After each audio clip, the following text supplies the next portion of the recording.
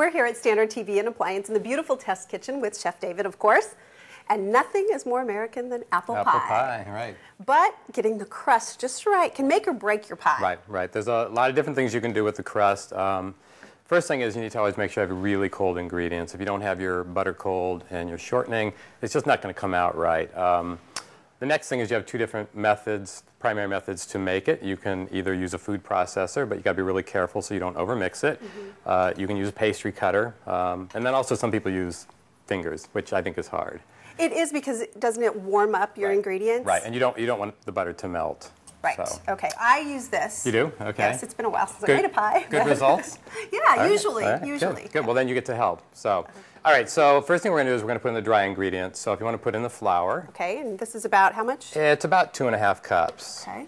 There's the flour. And then we're going to add a little bit of salt and a little bit of sugar. That's the salt. It's just a little bit over a teaspoon. And salt's really important. It really brings out the flavor. If you don't have it, you'll know it. Sugar's an optional item. Really? It is. Some people like it, some people don't. So what we'll do is we'll just kind of give that a quick mix. That should be good, just to kind of incorporate the sugar and the salt. Okay, so next thing we want to put in the butter. Now, does it matter what kind of flour you use?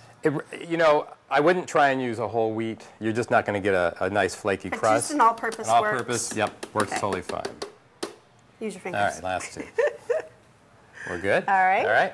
So we're going to put that in first, and we're just going to give that a few pulses. We just kind of want it to incorporate.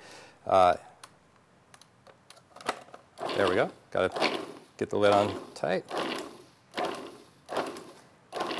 Okay. So it should still be... Kind of going to have pea-sized pieces in there. You don't want it teeny, but you don't want it really big at this point. So you can see, it looks a little tad lumpy maybe. It does, yeah, that's a good way to say it. So the next one we're going to use some shortening, and this is vegetable shortening, and this does not have trans fat, so you don't have to use it, but it does actually make for a pretty good crust. And why is that? Does it just make it smoother? It adds some structure and it helps it stay flaky.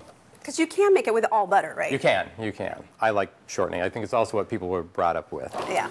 So we're going to do the same thing, just really quick pulses, and then it's going to be almost like coarse cornmeal.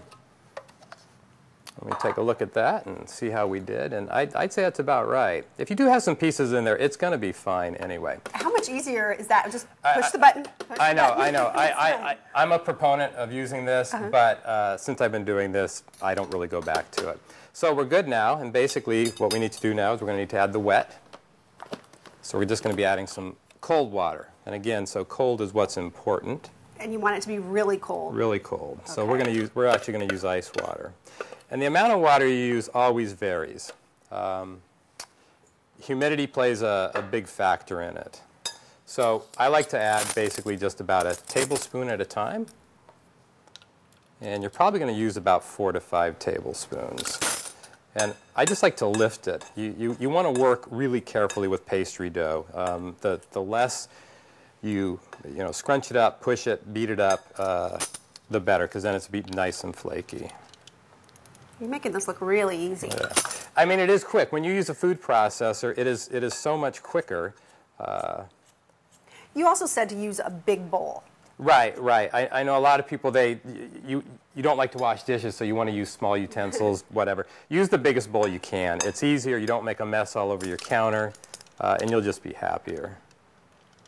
Okay, so we've got 3 tablespoons in there now. That's really good. I'm glad you're counting. So you're going to start seeing it coming together. You want to make sure you have enough so that it holds together, because if it's dry, it'll just be crumbly when you try and roll it out. But if you make it too wet, then it's just going to stick. So that was 3, so we're probably going to use about 4, 4½. Let me tell you, I have gotten to the point where I've rolled out my pie crust and decided, oh, forget it. I'm doing this all over. And that happens. So have extra ingredients on hand if you need to start over. Yeah, absolutely. And the crust is what makes the pie. The filling's fairly simple, whether it be fruit or whatever. But the crust is what really dictates whether it's going to be really good. So I'm just going to add just a teeny bit more, and then I'm just going to reach in there and see how it's holding together, because that's just what you're looking for. So that's pretty good. So what we're going to do is we're going to make 2 balls with this, and we're going to wrap it up in wax paper or plastic wrap and kind of shape it into a disc. And then we'll let it hydrate and rest in the refrigerator, and then it'll be ready for rolling. All right. So here's what the dough looks like when it comes out of the refrigerator. It's in the disc. It's nice and cold. Right, right. It's hydrated. The water's gone throughout it nicely, and so it's rested, and it's going to be easier to roll. Okay, now you've got your disc right there between pieces of wax paper. Now, why do you do that? This is the easiest way to roll dough. So if you don't have a lot of experience, I'd recommend that. There are other options. You can use a pastry frame with a pastry cloth, and you'll use flour on that. You can actually do it on a counter. If you have marble, it's great because it's nice and cold. Again, cold is another key because you still don't want everything melting on this. So the first thing when you're rolling, regardless of what apparatus you're using, is that you always want to start from the center and move out. And you can think of it as like north-south, east-west, until you start getting the shape that you're looking for. And then once I get it about as big as I think is about right, I'll actually use my pie plate to determine if I'm at the right size. So, and the other thing is I don't always follow my rule, but you really want to work from the inside out. You shouldn't go back and forth. Bad habit of mine, but you really don't want to. So while I'm doing this, if you want to start getting the filling ready. Okay, you've got about, what, 7 or 8 apples here? There's about 5, and there's 5 or 6, and there's about 5 or 6 cups. And then to that we're going to add sugar to sweeten it up a little bit, not a lot. These are Granny Smith apples, Those are Granny Smith. But you can use whatever apples you want, right? Yeah, mostly, I think most people for a good American apple pie, they like a tart apple. Okay. And then we add a little bit of flour. All right. And the flour is going to help thicken it because we're going to add butter before we put it in the oven. And then we have a little bit of cinnamon and nutmeg.